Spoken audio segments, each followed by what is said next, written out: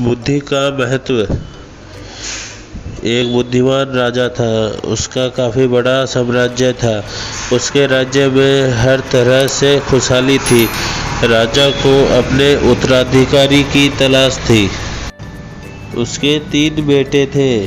राजा इस पुरानी परंपरा को नहीं निभाना चाहता था कि सबसे बड़े बेटे को ही गद्दी पर बिठाया जाए।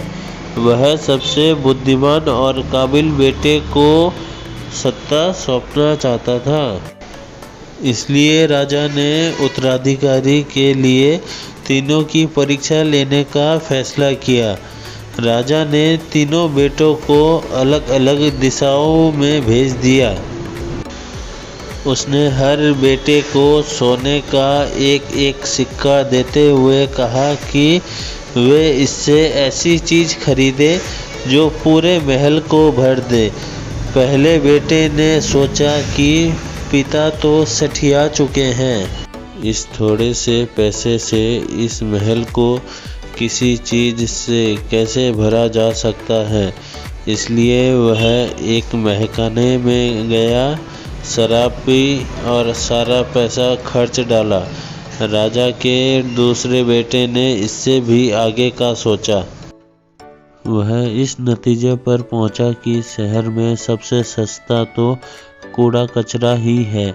इसलिए उसने महल को कचरे से भर दिया।